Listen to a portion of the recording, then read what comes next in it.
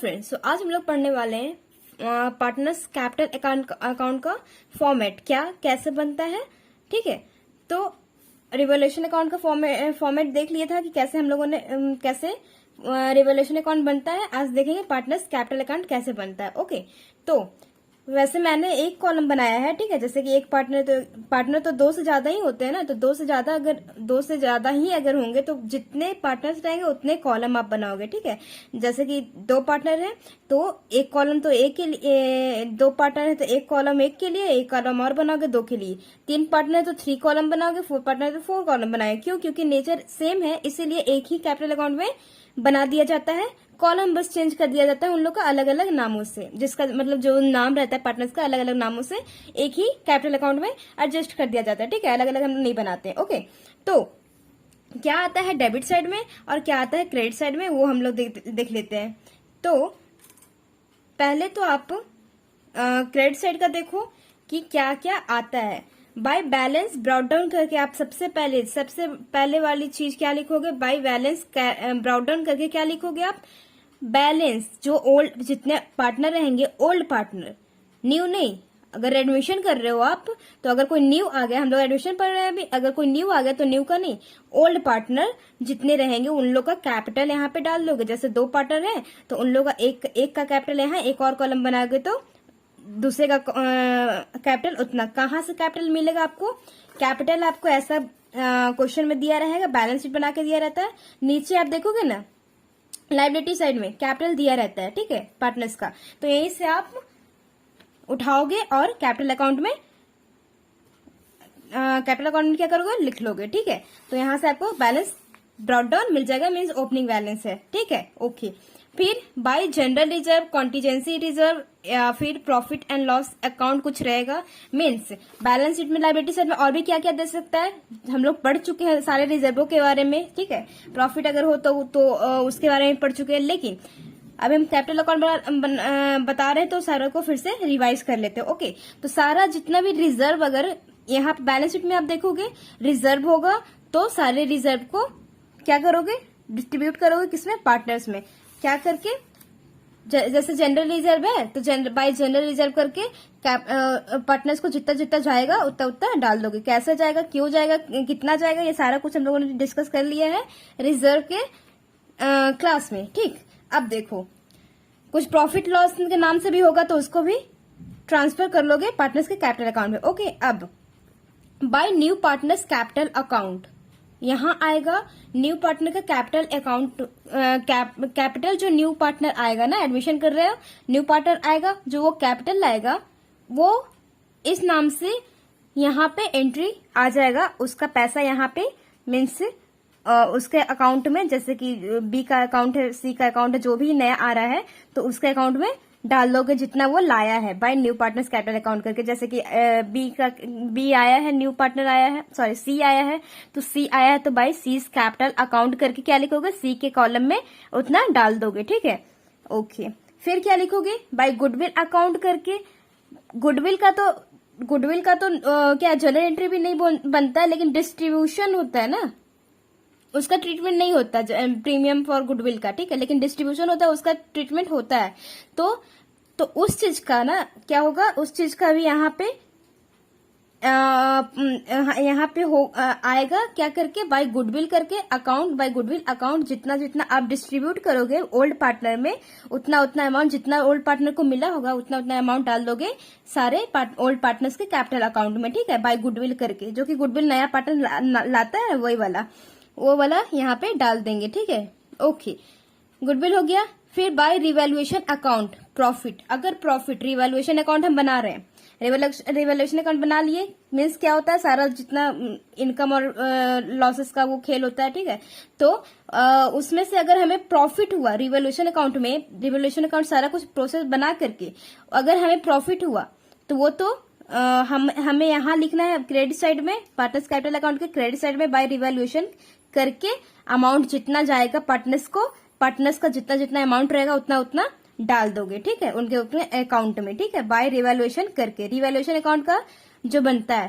ठीक, अब फिर बाय बैलेंस करने के लिए क्या करोगे, कैरी डाउन करके काम खत्म। ठीक, अब डेबिट साइड में क्या आएगा, बाय बैलेंस ब्रॉट डाउन, अगर बैलेंस यहां ना दे करके यहां दिया हुआ है, कैपिटल यहां दिया हुआ है तो यहां लिख लोगे, ठीक।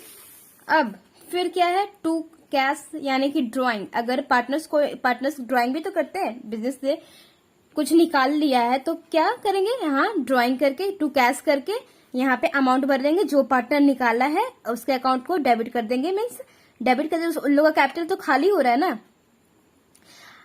पार्टनर्स कैपिटल अकाउंट का रूल क्या है, कैपिटल अकाउंट का रूल क्या होता है, कैपिटल अकाउंट जितने भी पार्टनर्स को अगर गेन हो रहे हैं, सारा गेन सारा क्रेडिट साइड में, और जितना भी पार्टनर्स के कैपिटल अकाउंट उन लोग का क्या बोलते हैं, कम हो रहा है, जिससे पार्टनर्स का कैपिटल अकाउंट कम हो रहा है, क्या बोल रहे, जिस काम से, ठीक है, जिस नामों से कम हो रहा है उन लोगों का कैपिटल अकाउंट, वो सारा डेबिट साइड में आएगा। और जिस नामों से उन लोगों का पार्टनर्स का कैपिटल अकाउंट बढ़ रहा है, कैपिटल अकाउंट उन लोग का बढ़ रहा है, तो सारा क्रेडिट में आएगा। देखो जनरल रिजर्व से अगर बटेगा तो इन लोग का कैपिटल तो बढ़ेगा तो क्रेडिट साइड में पोस्ट किए। न्यू पार्टनर्स का कैपिटल अकाउंट ये तो क्रेडिट होगा, क्योंकि नया पार्टनर ला रहा है, उन लोग का उसका कैपिटल अकाउंट बढ़ेगा, तो न्यू पार्टनर का कैपिटल अकाउंट क्रेडिट किए। गुडविल आएगा, दोनों का पार्टनर की कैपिटल अकाउंट में जाएगा। प्रॉफिट हुआ तो दोनों के गुडविल को क्रेडिट साइड में लिखे। रिवैल्यूएशन अकाउंट प्रॉफिट है तो प्रॉफिट बटा, यानी कि प्रॉफिट है तो क्या हुआ, प्रॉफिट हुआ तो क्या क्रेडिट साइड में लिखे हैं हम लोग, ठीक। ये हो गया इनकम साइड का सारा। अगर पार्टनर्स का कैपिटल अकाउंट जो भी घटने से बढ़ रहा है तो सारा इधर, और घट रहा है तो इधर। तो कैश हो गया, टू कैश ड्राइंग निकाल दिए। अगर उन लोग अपने कैपिटल अकाउंट से निकालेगा तो उन लोग का कैपिटल अकाउंट तो कम होगा ना, तो कैश तो जाएगा, कैपिटल उन लोग का कम होगा तो क्या लिखेंगे, डेबिट साइड में लिख देंगे टू कैश करके। और ठीक है, और क्या, to goodwill written off, means goodwill written off, अगर गुडविल खत्म करना है तो क्योंकि गुडविल एसेट साइड में रहता है, एक एसेट्स है तो एसेट साइड में रहता है, उसका बैलेंस डेबिट होता है। तो अगर कम करना है, खत्म करना है तो क्या करना पड़ेगा, इसको क्रेडिट करना पड़ेगा। तो टू गुडविल करके रिटर्न ऑफ करना है तो क्रेडिट यहां आ जाएगा, ठीक है। टू गुडविल करके पार्टनर से कैपिटल अकाउंट में जितना मिला उतना डाल देंगे, ओके। अब टू प्रॉफिट एंड लॉस, अगर उधर साइड में एसेट साइड में कुछ प्रॉफिट एंड लॉस नाम से कुछ रहा, या फिर एडवर्टाइजमेंट एक्सपेंसेस कुछ नाम से रहा, तो उसको भी क्या कर लेंगे, इधर पोस्ट कर देंगे, ठीक है। और टू रिवैल्यूएशन अकाउंट, अगर रिवैल्यूएशन अकाउंट बनाते समय हमें लॉस हो गया, बनाए पूरा बना करके हमें लॉस हो गया, तो रिवैल्यूएशन अकाउंट का लॉस हम किधर लिखेंगे, डेबिट साइड में, okay. To assets if taken by partner, अगर एसेट्स बिजनेस का एसेट कोई पार्टनर लिया है, ले लिया, ठीक है, तो वो भी हम इधर लिखेंगे, ठीक। फिर टू बैलेंस कैरी डाउन, काम खत्म, ओके। ये हो गया हमारा पार्टनर्स का कैपिटल अकाउंट, ओके जी, ओके। कभी कभी हमें कैश अकाउंट बनाने के लिए बोल देता है या फिर बनाना पड़ता है, ठीक है। तो कैश अकाउंट का फॉर्मेट क्या है, cash account to balance brought down, यानी कि ओपनिंग बैलेंस लिखेंगे, कैश का कितना है, डेबिट साइड में लिखेंगे। कहां से ये कैश मिलेगा हमको, कैश हमें मिलेगा यहां से, बैलेंस शीट के एसेट साइड में आप देखोगे तो कैश या बैंक के नाम से कुछ रहेगा, तो जो भी अकाउंट बना रहे हो तो वहां आप लिख दोगे। जैसे कैश यहाँ पे ये है 51,300, तो वो वाला कैश ओपनिंग बैलेंस हो जाएगा, ठीक है। तो बैलेंस ब्रॉट डाउन करके वहां पे वो वाला कैश लिख दोगे। और क्या डेबिट साइड में लिखेंगे, to new partners capital account, means नया पार्टनर अगर कैपिटल लाता है ना, जो कैपिटल लाता है वो यहाँ पे लिखा जाता है, ठीक। फिर क्रेडिट साइड में क्या लिखेंगे, क्रेडिट साइड में क्या लिखेंगे, by old partners capital account, means अगर ड्राइंग किया ओल्ड पार्टनर ने तो यहाँ पे नोट डाउन करेंगे, और बाय बैलेंस कैरी डाउन करके काम खत्म। और एक चीज हो सकता है क्या, कि जब हम कैपिटल एडजस्ट करते हैं, कैपिटल एडजस्ट मीन्स अगर न्यू पार्टनर कोई आया है तो उसको उसके शेयर के हिसाब से, अगर सपोज वन शेयर का पैसा वो 50,000 लाया है, तो टू शेयर का सपोज क्या बोले यार, देखो जैसे कि ए बी सी पार्टनर है, ठीक है।